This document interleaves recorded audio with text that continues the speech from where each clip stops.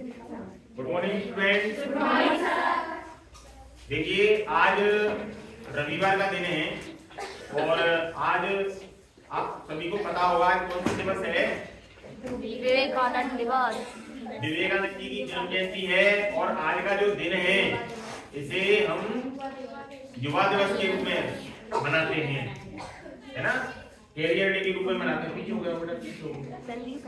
Career day के रूप में इसको मनाते हैं। तो हमारे पूरे भारत का, पूरे विश्व में मान बढ़ाने वाले युग पुरुष, युवाओं के और हम सभी के आदर्श स्वामी विवेकानंद जी की जन्म जयंती की हार्दिक शुभकामनाएं, बधाई। आप सभी विवेकानंद जैसी महान हस्ती जो हमारे युग पुरुष हैं, जिन्होंने पूरे विश्व में धर्म जागरण की अलग जगाई, तो ऐसे महान पुरुष के बारे में आप लोग परिचय प्राप्त करें, उनके आदर्शों को आत्मसात करें। उनके जो मानवीय मूल्य उन्होंने बताए थे, उन्होंने केवल 39 साल जीवित रहे, एक कम 40, लेकिन इतने कम समय में उन्होंने भारत के लिए जो दिया, युवाओं के लिए जो दिया, हमारी संस्कृति को बढ़ावा देने के लिए उन्होंने जो योगदान दिया, वो हमारा भारत देश कभी नहीं भुला सकता। हम उनके ऋणी हैं। तो मैं आप सभी से इस 12 जनवरी जो युवा दिवस है और कैरियर डे के रूप में इसको मनाते हैं, हमारा कैरियर कैसा हो। हम 12वीं के विद्यार्थी हैं, तो 12वीं के विद्यार्थी के बाद में कोई लड़की चाहेगी कि मैं जो है JNU जवाहरलाल नेहरू यूनिवर्सिटी दिल्ली में एडमिशन लूं, कोई कहेगी मैं दिल्ली यूनिवर्सिटी में एडमिशन लूंगी, कोई कहेगी सर मैं गुजरात की यूनिवर्सिटी में लूंगी, कोई जामिया मिलिया इस्लामिया विश्वविद्यालय में प्रवेश लूंगी, कोई जो है कहीं एडमिशन लेगी, कोई कहीं एडमिशन लेगी। सबके अपने अपने सपने हैं। कोई राजस्थान यूनिवर्सिटी में जाएगा, है ना, अपना अपना कैरियर तलाशने के लिए। कोई कहेगा कि मैं BA करने के बाद में MA करूंगी, कोई LLB करना चाहेगी, कोई जो है B.Ed करना चाहेगी, कोई BSTC करना चाहेगी, कोई इंटीग्रेटेड कोर्स करना चाहेगी। तो सबके अलग अलग सपने हैं। कोई कहेगी सर मैं BA के बाद में जो है IAS, RAS और IPS की जो कोचिंग होती है वो लेकर के और मैं अपने जो है देश के लिए काम करूंगी, प्रशासनिक सेवा का जो एक ढांचा होता है उसका एक हिस्सा बनना चाहूंगी। बहुत सारे हमारे जो उपक्रम है उसमें हम काम करना पसंद करेंगे, है ना। बैठ जाओ। तो ऐसी बहुत सारी बातें हैं जिनको हमें सीखने की आवश्यकता है, तो वो कैरियर डे के माध्यम से आप लोगों को सिखाई जाएगी, जिसके संबंध में भी हम थोड़ी देर में अलग से जो है छोटा सा कार्यक्रम करेंगे, उसमें जो है आप लोगों को विस्तृत रूप से बताएंगे। आज हम लोग आप लोगों के लिए देखिए राजस्थान बोर्ड की हम लोग जो बात कर रहे हैं, आपकी क्लास कौन सी है? 12th है। और हम बात कर रहे हैं ज्योग्राफी की। कौन सी की बात कर रहे हैं? ज्योग्राफी की बात कर रहे हैं। ज्योग्राफी में हम बात कर रहे हैं प्रायोगिक परीक्षा की। किसकी बात कर रहे हैं? प्रायोगिक परीक्षा। प्रायोगिक परीक्षा 2024-25। ये प्रायोगिक परीक्षा जो है, अब मैं आप लोगों के लिए दो महत्वपूर्ण बात बता रहा हूं। देखिए, एक तो सैद्धांतिक होती है। क्या होती है? सैद्धांतिक। और एक होती है प्रायोगिक। दो प्रकार की परीक्षा से हमें गुजरना पड़ेगा और उस दो प्रकार की परीक्षा में सैद्धांतिक 70 अंक का है, प्रायोगिक 30 अंक का है। 30 में से भी 16 + 14 है। इसमें 4 प्रश्न आएंगे। कितने प्रश्न आएंगे? 4 प्रश्न। कितने अंक का होगा? 4 अंक का होगा। कितने अंक हो गए? 16 अंक हो गए। क्लियर? अब बचे 14 अंक, तो 14 में से 10 अंक का क्या हो गया? रिकॉर्ड हो गया। ठीक है। और 4 अंक का क्या हो गया? 4 अंक का हो गया वाइवा वॉइस। यानी हम लोग कह सकते हैं इसको, जो एग्जामिनर महोदय हमारे स्कूल में आएंगे वो हमारा क्या लेंगे? साक्षात्कार लेंगे। अगर हम इसमें खरे उतर गए, ये कितने अंक का है? 10 अंक का। ये कितने अंक का है? 4 अंक का, है ना। तो 16 और 10 26 और 4 कितने हो गए? 30 अंक। हम लोगों को कितने अंक मिलने वाले हैं? 30 अंक मिलने वाले हैं। ये जो 4 प्रश्न आएंगे उनके लिए हमारे पास जितने भी अध्याय हैं उनकी संख्या है 4। 1, 2, 3 और 4। पहला जो चैप्टर है आप लोगों का देखिए, ये जो हमारी पुस्तक है, इस पुस्तक में जो हमारा, आप सभी अपनी अपनी पुस्तक निकाल लें। पहला टॉपिक है, उसका नाम है आंकड़ों का स्रोत और संकलन।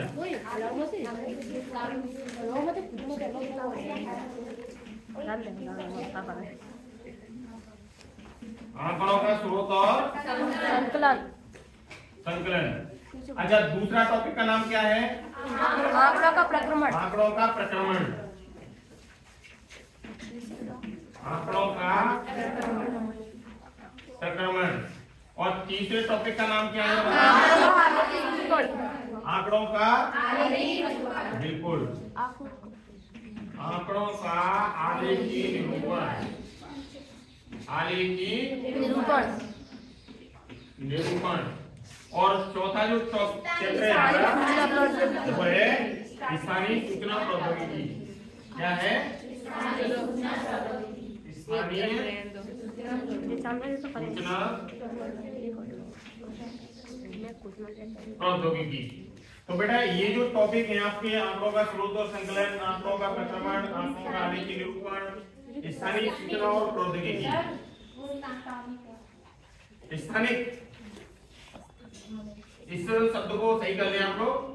स्थानिक है ये वाला, है ना, स्थानिक सूचना प्रौद्योगिकी।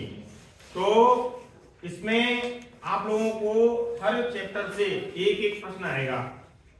प्रत्येक प्रश्न करना अनिवार्य है। आप आराम से जो है अभ्यास किया है आप लोगों ने, तो निश्चित रूप से इन प्रश्नों को कर पाएंगे। प्रश्न कैसे आएगा? जैसे ये टॉपिक है तो इसमें से प्रश्न किस तरीके से आएगा? आंकड़ों का स्रोत और संकलन जो दे रखा है, इसमें से प्रश्न आएगा आंकड़े क्या हैं, या आएगा आंकड़ों को परिभाषित कीजिए।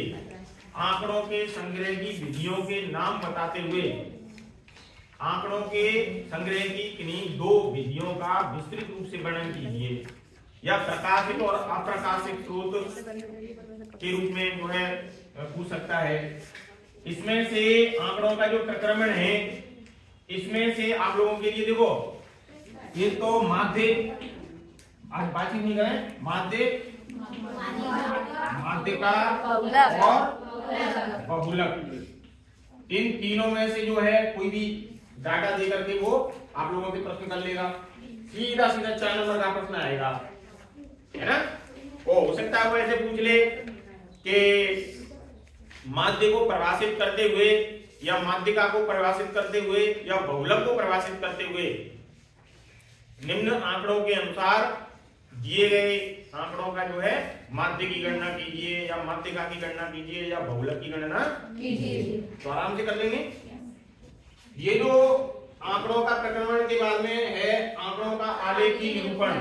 तो देखिए, आलेख बनाने के लिए एक तो जो आप लोगों ने ग्राफिकल डाटा देखे होंगे, सन दे रखी होंगी, उसमें उत्पादन दे रखा होगा, या वर्षा दे रखी होगी मिलीमीटर में, सेंटीमीटर में। अब आप लोगों के लिए जो है आंकड़े जो भी दे रखे होंगे, वर्ग अंतराल दे रखा होगा, कुछ ना कुछ दे रखा होगा, उसके हिसाब से आप लोगों को जो है आलेख तैयार करना है। आलेख विधि या तो दंडालेख होगा, या वेन डायग्राम होगा, पाई चार्ट होगा, है ना, ओजाय वक्र जो होते हैं वो हो सकते हैं। तो इस तरीके से कमतर अधिकतर विधि जो है, दोनों विधि, उनमें से कोई सा भी पूछा जा सकता है। तो इसमें से इस तरीके का प्रश्न आएगा। इसमें से देखिए, स्थानिक सूचना प्रौद्योगिकी क्या है, जीआईएस का पूरा नाम बताइए, है ना।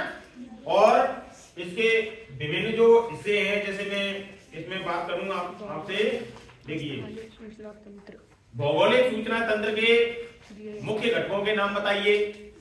भौगोलिक सूचना तंत्र के घटकों के जैसे महत्वपूर्ण जो घटक हैं उनमें हार्डवेयर है, सॉफ्टवेयर है, आंकड़े हैं, लोग है, प्रक्रिया है।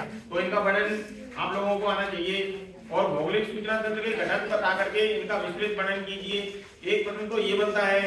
एक प्रश्न बनता है स्थानिक सूचना फॉर्मेट क्या होता है, स्थानिक सूचना फॉर्मेट को समझाइए, है ना। एक प्रश्न जो है इसमें से जो है ये वाला भी बनता है सदिश वेक्टर आंकड़ा फॉर्मेट क्या है। तो इस तरीके से जो है प्रश्न पूछा जा सकता है। एक इसमें प्रश्न जो है आ सकता है आप लोगों के लिए स्थानिक विश्लेषण। स्थानिक विश्लेषण क्या होता है या स्थानिक विश्लेषण किसे कहते हैं, विस्तृत रूप से समझाइए। तो ऐसे कई सारे प्रश्न हैं जो हम लोगों से इसमें पूछे जा सकते हैं। जीआईएस का पूरा नाम क्या है ना, और इसके बाद में इसमें ये भी पूछा जा सकता है भौगोलिक सूचना के प्रकार बताइए और किन्हीं दो प्रकारों का विस्तृत रूप से वर्णन कीजिए। या फिर ये पूछा जा सकता है हस्तक्षेप विधियों की तुलना में भौगोलिक सूचना तंत्र के लाभ क्या हैं, ये वाला प्रश्न पूछा जा सकता है। तो ये आप लोगों को अच्छे से जो है ध्यान रखना है कि कौन सा प्रश्न पूछा जा रहा है और क्या हमें इसका उत्तर लिखना है। इसके संबंध में आप लोगों को विस्तृत रूप से क्लास दे दी गई है। जो बच्चियां नहीं आई हैं वो अपनी सहेलियों से डाटा एकत्रित कर लें और डाटा एकत्रित करने के बाद में जो है वो अपना बता सकती हैं। अब जैसे रेगुलर क्लास कौन कौन सी बच्ची ने अटेंड की है, रेगुलर अटेंड की है, आप आ जाओ। और कौन ने करी है बताओ, आप आ जाओ, दोनों आ जाओ इधर।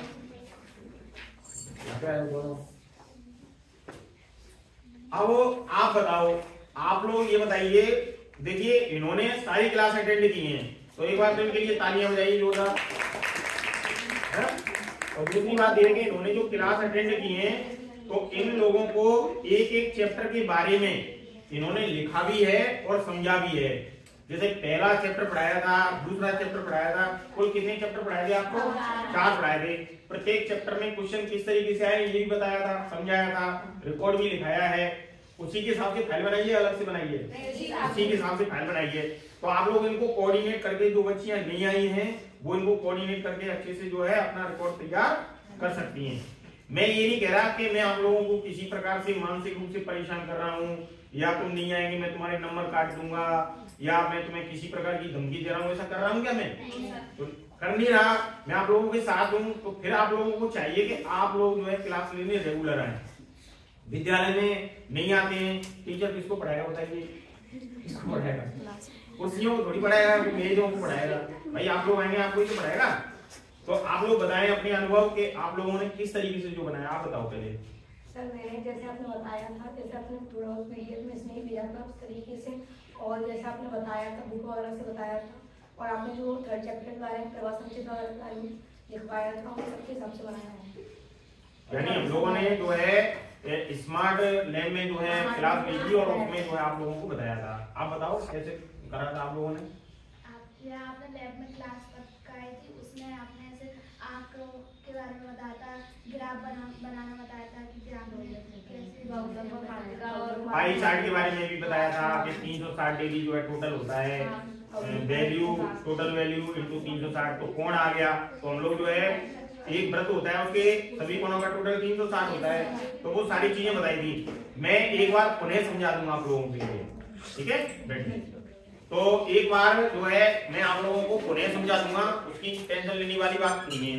अब मुझे आप बताएं ईमानदारी से कि सर हमें सबसे टफ जो है इनमें से जो हमें समझना है, सबसे टफ लग रहा है, उस वाले मामले को थोड़ा सा एक बार और समझा दें तो मैं उसको बता दूंगा।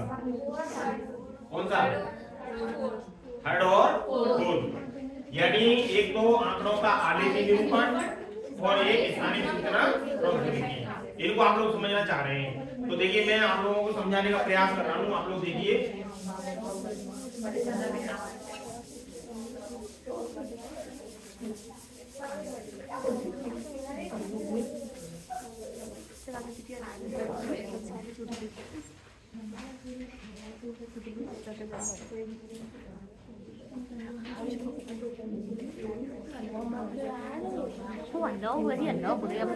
देखिए सबसे पहला जो टॉपिक मैं आप लोगों को समझा रहा हूँ, पहला का मतलब ये नहीं है कि पहला समझा रहा हूँ, मतलब चौथा चैप्टर समझा रहा हूँ।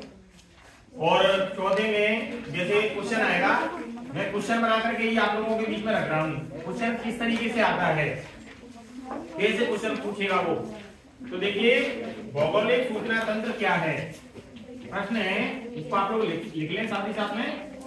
भौगोलिक सूचना तंत्र क्या है? बेटा आवाज नहीं करें, आवाज करेंगे तो आप लोगों की आवाज जो है गूंजेगी, आप लोग आवाज करेंगे। भौगोलिक सूचना के प्रकार, भौगोलिक सूचना के प्रकार बताइए तथा देखो 1 नंबर का ये प्रश्न हो गया, 1 नंबर का ये प्रश्न हो गया, और यहां से आगे एक और है, हस्तेन विधियों की तुलना में, हस्तेन विधियों की तुलना में भौगोलिक सूचना तंत्र, बेटा वाई नहीं करें, भौगोलिक सूचना तंत्र इसको बोलते हैं GIS के कोई 3 लाभ बताइए, 3 लाभ बताइए, ये प्रश्न है। अब हमें इसका लिखना है, उत्तर लिखना है हमें। तो सबसे पहले हम लोग भौगोलिक सूचना तंत्र, भौगोलिक सूचना तंत्र GIS, geographical information system, English में बोलते हैं ज्योग्राफिकल इंफॉर्मेशन सिस्टम। अब इसकी जो है परिभाषा हम लोग लिखेंगे, तो इसको किस तरीके से परिभाषित करेंगे, तो इसका उत्तर दे रखा है, देखिए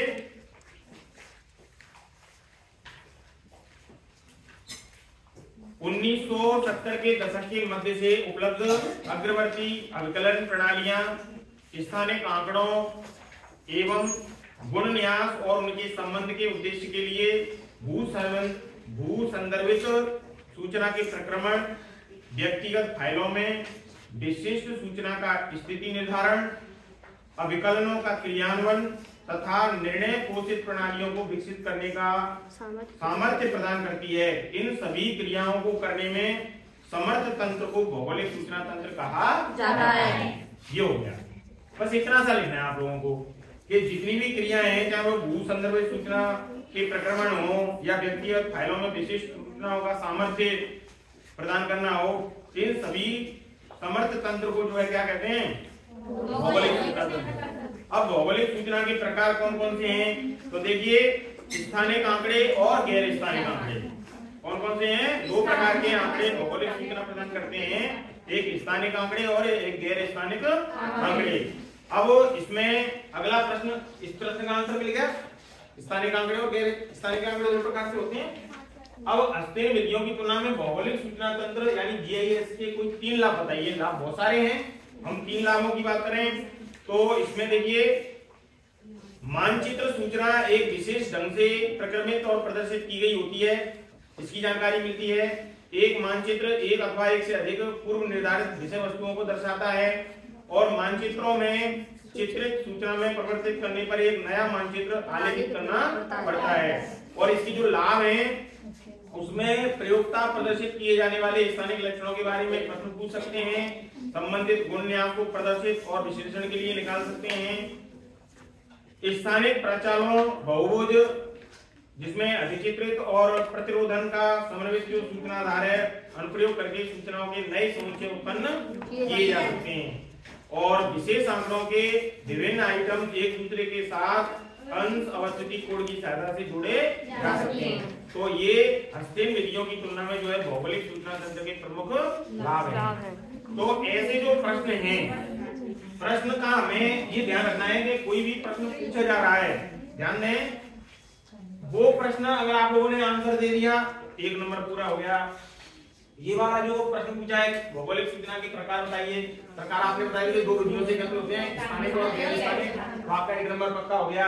और जैसे ही आप लोगों ने भौगोलिक सूचना तंत्र के लाभ बता दिए 3, तो 2 नंबर आपके और पक्के हो गए, तो कुल 4 लाभ भी पूछे जा सकते हैं। तो आप लोग जो है प्रश्न को अच्छे से पढ़ें, क्या पूछा है, प्रत्येक प्रश्न के प्रत्येक पार्ट का जो है आंसर है। अगर एक भी पार्ट छूट गया तो आप लोगों का जो आंसर है वो अधूरा माना जाएगा और फिर आप लोगों को दिक्कत होने लग जाएगी। समझ में आ गई बात? तो इस तरीके से बेटा प्रश्न पूछे जाएंगे आप लोगों से।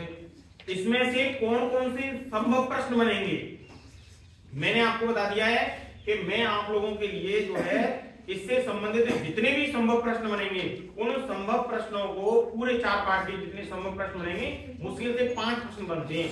5 प्रश्नों में पूरा का पूरा पार्ट खत्म हो जाता है। तो मैं आप लोगों के लिए 5 चौक 20 प्रश्न आज ही शाम को बना करके कल पीडीएफ शेयर कर दूंगा। उन प्रश्नों का अभ्यास आपको अच्छे से करना है जिससे हमारे पूरे अच्छे अंक आ सकें। और बिल्कुल परिभाषा तो सभी लड़कियों को ऐसे याद हो जाए बिल्कुल एकदम बढ़िया तरीके से, जिससे कोई भी एग्जामिनर आए तो कम से कम वो ये ना कहे कि इन लड़कियों को कुछ नहीं आता है। समझ आ रही बात?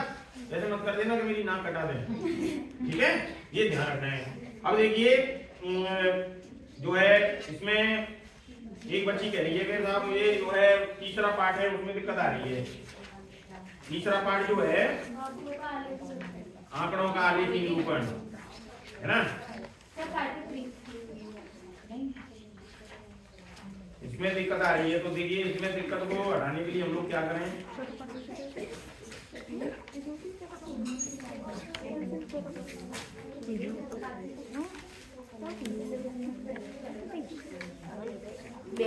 देखो बहुत आसान है, आप लोगों को बता देते हैं इसमें।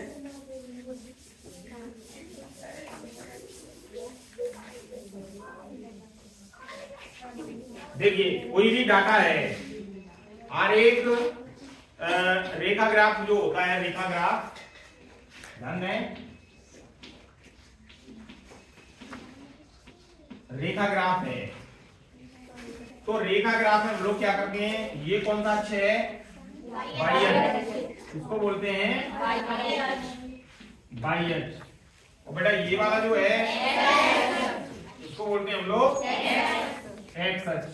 कौन सा अक्ष बोलते हैं, एक्स अक्ष। अब इसमें हम लोग किसकी बात कर रहे हैं, रेखा ग्राफ की, ठीक है? बराबर दूरी पे देखो, जैसे यहाँ से दूरी इतनी होगी, इतनी दूरी ऊपर लेनी है, इतनी दूरी इसके ऊपर लेनी है, इससे ऊपर, इससे ऊपर, इस तरीके से बराबर जो है दूरी लेते हुए ऊपर की तरफ हम लोग कोई भी आंकड़ा होता है उसको बाई अक्ष पर रिप्रेजेंट करते हैं। और ऐसे ही एक्स अक्ष से भी हम लोग उतनी ही बराबर दूरियां लेते हुए जो है आंकड़ों को इधर जो है हम लोग अवलोकित करते हैं। अब इसमें जैसे सन दे रखी है 1901 से लेकर के, तो इसमें एक्स एक्सिस पे तो हम क्या ले रहे हैं, सन ले रहे हैं। क्या ले रहे हैं, सन यानी वर्ष। तो वर्ष को तो हम लोग इस पर रिप्रेजेंट कर रहे हैं एक्स एक्सिस पे, दिखा दी ना हम लोगों ने वर्ष इस पे। जैसे मान लो हमने 1901 से लिया तो 1901, 1911, 1921, 1931, 1941, 1941, 1991,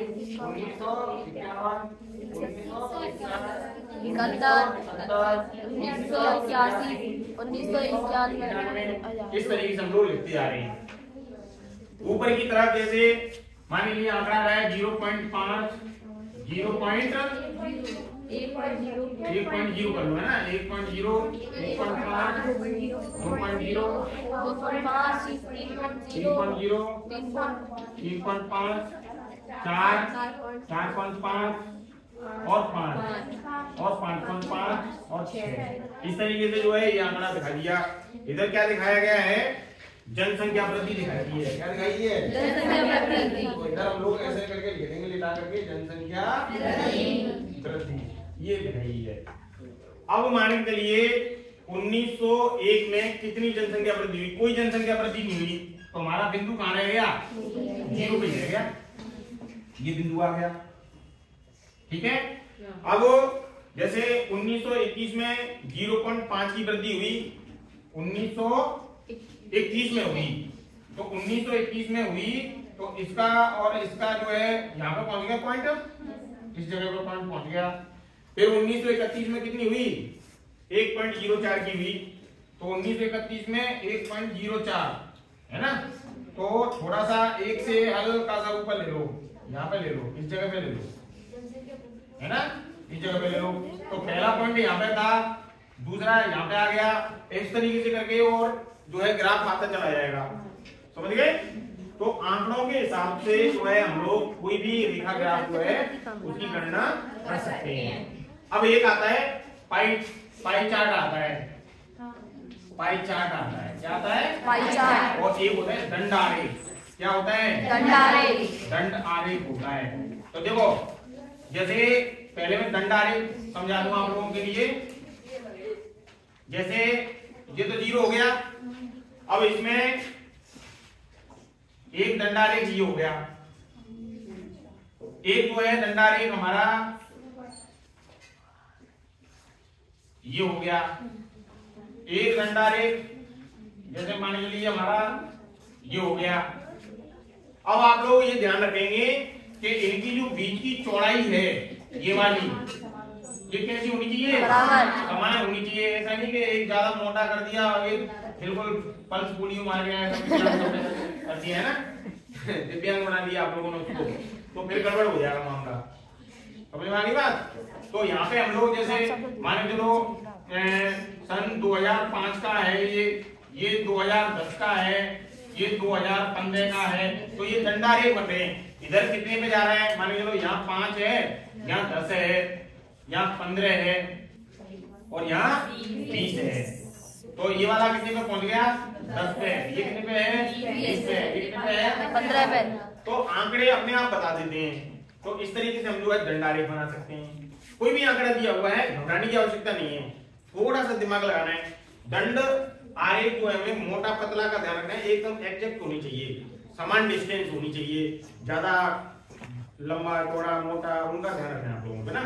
अब पाई चार्ट की बात करें तो बेटा पाई चार्ट जो होता है, वृत्त जो होता है, वृत्त के अंदर बने सभी कोणों का योग कितना होता है बताओ?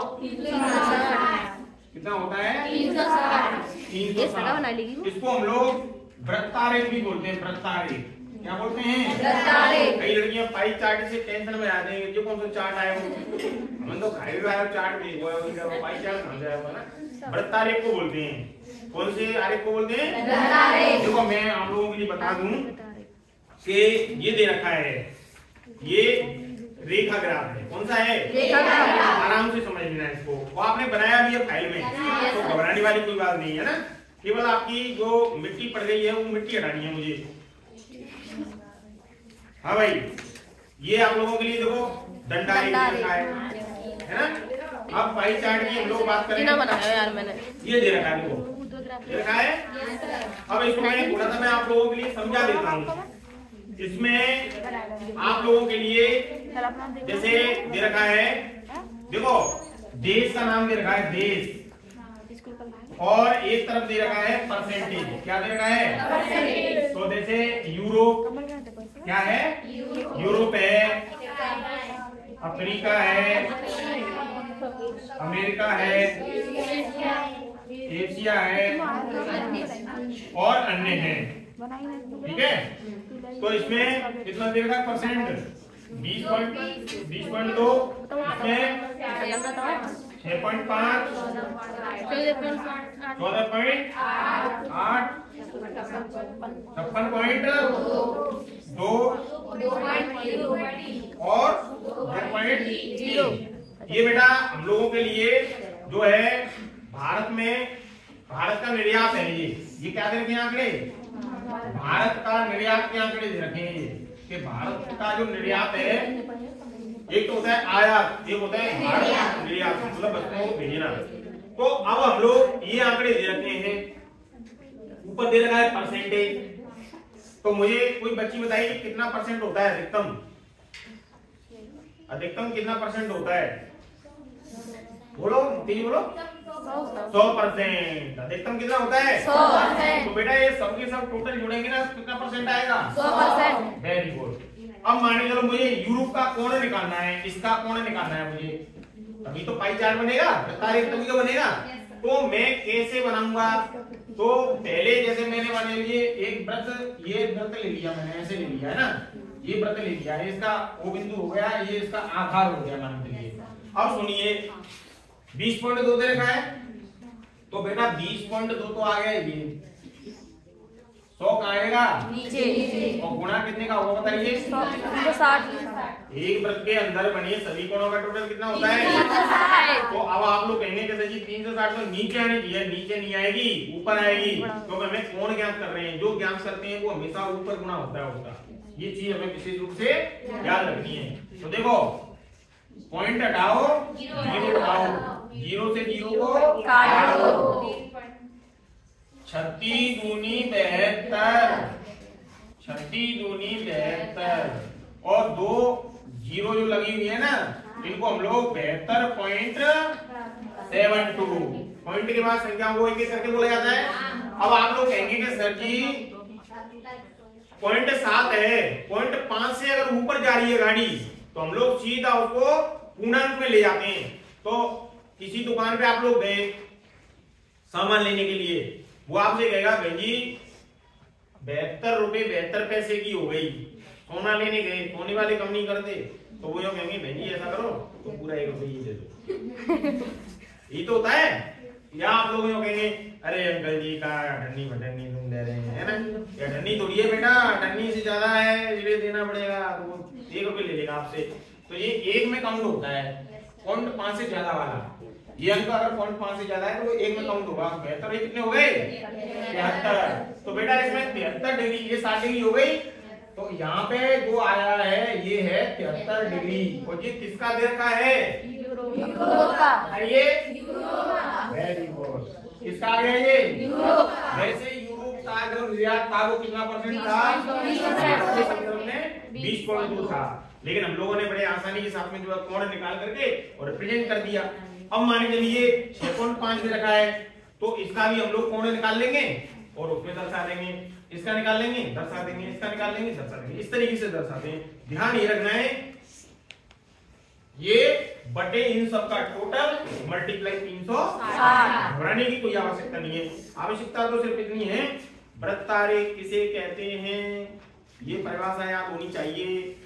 वृत्तारेख में कोण ज्ञात करने का सूत्र फलाना है, वो जो है आपको याद हो, और फिर आपको विधि याद हो, तो आप कोई भी प्रश्न जो है किसी अच्छी तरीके से जो है हल कर सकते हैं। अब आपकी दोनों किताबों की मैं थोड़ी सी बात कर लेता हूँ। कोर्स तो पूरा हो गया आप लोगों का। अब आप लोगों को ये चीज याद रखनी है कि जैसे पहला पाठ हम लोगों ने आज खोला है ना, पहले पाठ में जो हमारी अभ्यास पुस्तिका है, पाठ्य पुस्तक है, उसमें अभ्यास जो दे रखा है हमारा आवा सादा टाइप के जो प्रश्न है वो हमने याद कर लिए अच्छे से, 1-1 नंबर वाले प्रश्न याद कर लिए, और थोड़े बड़े बड़े हैं वो भी जो है याद कर लिए। मैंने महत्वपूर्ण लगाए हैं, उनको थोड़ा सा ज्यादा ध्यान रखना, और भीतर से जो है पढ़ करके आप लोगों को याद रखना है। पहला पाठ खत्म। ऐसे हर सब्जेक्ट का आप लोग एक टारगेट बना लीजिए, और 15 से ज्यादा चैप्टर तो मुझे लग रहा है किसी में भी नहीं है, तो आप लोग 15 दिन में हर दिन का एक चैप्टर का टारगेट बना लें।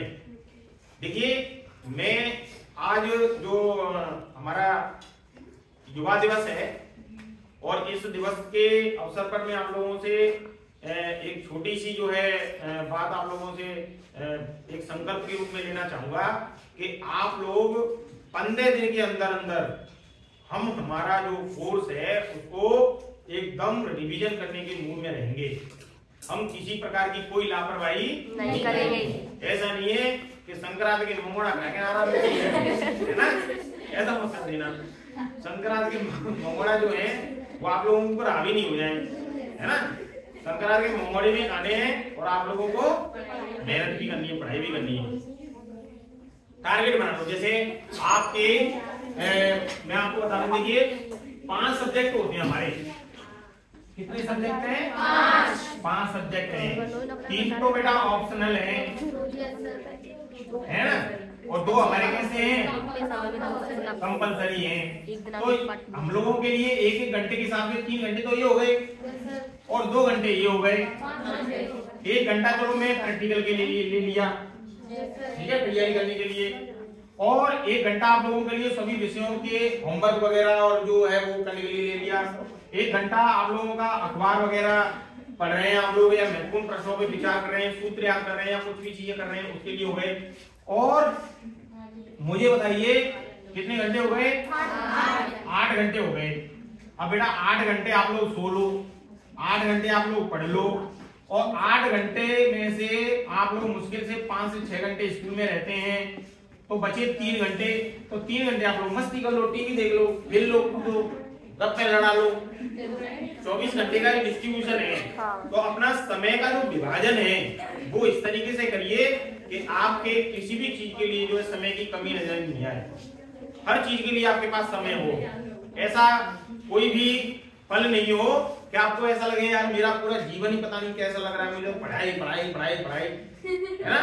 ऐसे नहीं, पढ़िए और खेलिए भी, देखिए भी। मैं मना नहीं कर रहा आप लोगों के सपनों के साथ में, लेकिन ईमानदारी से अगर आप लोग जो मैं बता रहा हूं अगर ये आप लोगों ने कर लिया पूरे, अब बचे हुए समय में जो समय गुजर गया उसको छोड़ दो, जो वर्तमान में समय चल रहा है इसमें आप लोगों ने समय का विभाजन कर लिया कि मुझे 8 घंटे किसी के न कहने पर भी ईमानदारी से अपने लिए देने हैं।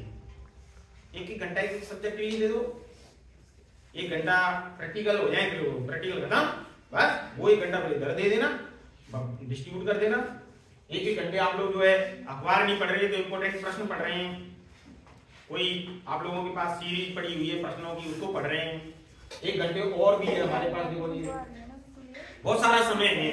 8 घंटे हमारे सोने का है। कोई लड़की कहती है सर मैं तो अगली साल सोऊंगी, अब तो मैं पढ़ूंगी। भाई 8 घंटे में से जो है 1-2 घंटे और जो है अपने लिए निकाल लो पढ़ाई के लिए। कई लड़कियां मैंने देखा है कि 10-10 घंटे पढ़ती हैं। घर वाले कई लड़कियों को जो है चैटते हैं कि साहब जो है बेटा तुम पढ़ती नहीं हो और सोती रहती हो, तो वो नहीं मानती। और कई लड़कियां जो है घर वालियों कहते हैं लाली अब तो सो जा, होती रहेगी अब तो सो जा, है ना, कल पढ़ लेना। इस तरीके के जो बच्चे होते हैं वो अपने अंदर जो है व्यवहारात्मक परिवर्तन लाते हैं। बहुत सारे बच्चे हैं बेटा टर्मन स्टर्न है, उन्होंने बुद्धि लब्धि बताई है कई प्रकार की, आईक्यू लेवल सभी का अलग अलग होता है। अब आप लोग कहेंगे सर ईश्वर ने हमें जो है बुद्धि दी है तो वो समान रूप से दी है, लेकिन फिर भी हमारा जो जैसा हम लोग व्यवहार देखते हैं, जैसा हम लोग व्यवहार सामने वाले में देखते हैं, वैसा ही अगर हमारे विचार अच्छे होंगे तो विचारों में शुद्धता आएगी, विचार बुरे होंगे तो विचारों में जो है गंदगी आएगी, हम लोग गंदे हो जाएंगे। हम जैसा आहार व्यवहार करेंगे वैसा ही हमारे आचार और विचार जो है बाहर निकल करके आएंगे। तो हमें ये चीज विशेष रूप से ध्यान रखनी है कि हमें अच्छे बच्चों का साथ पकड़ना है। अब समय जो बचा है उसमें विशेष रूप से कहना चाहूंगा, जो बच्चे आपको भ्रमित करने का प्रयास कर रहे हैं, उल्टी सीधी बातें करते हैं, उन बच्चों से बिल्कुल दूरियां बना लीजिए धीरे धीरे, उनसे बिल्कुल बात ही नहीं करनी। 24 घंटे नेगेटिविटी, अरे यार फेल नहीं हो जाए, अरे यार फेल हो जाए, हो जाएंगे, पढ़ रहे हैं तो फेल होने के लिए पढ़ रहे हैं क्या, पास होने के लिए पढ़ रहे हैं। फेल होने के लिए पढ़ते तो वैसे फेल हो जाते हैं, तो अच्छी नहीं करते तब भी फेल हो जाते हैं। पास होने के लिए पढ़ रहे हैं, अच्छे नंबर लाने के लिए पढ़ रहे हैं।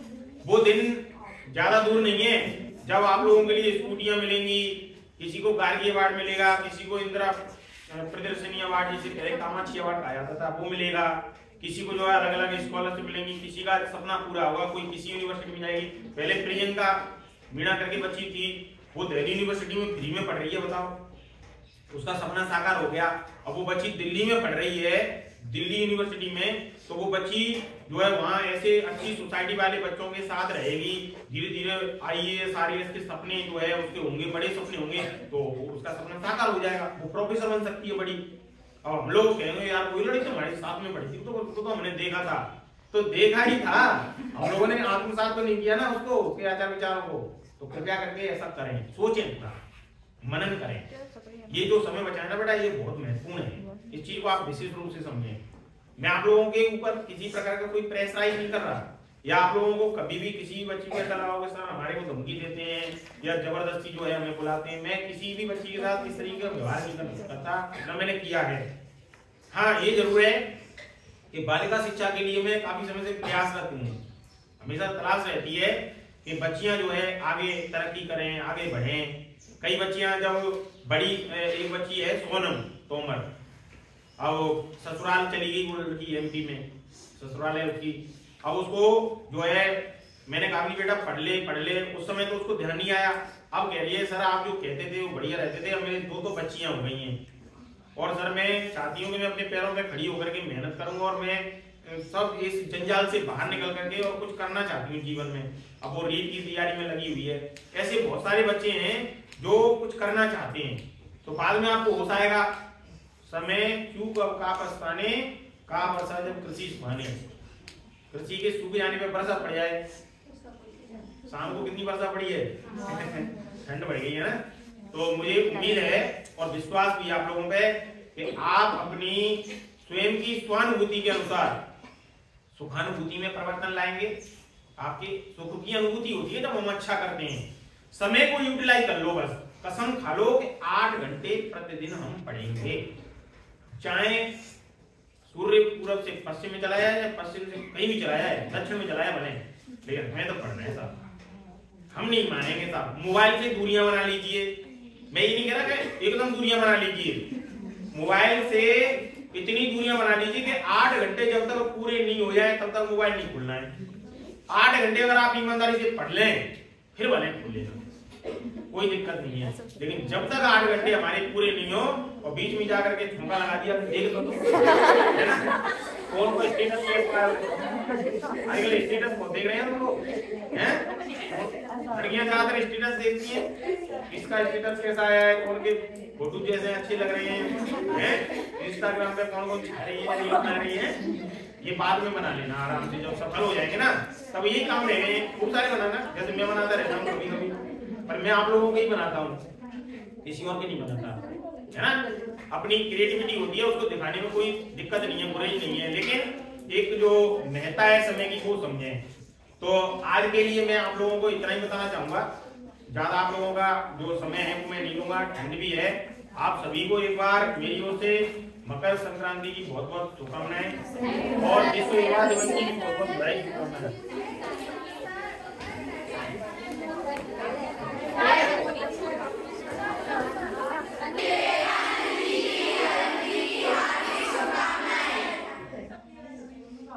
आप लोगों को भी बहुत बहुत शुभकामनाएं।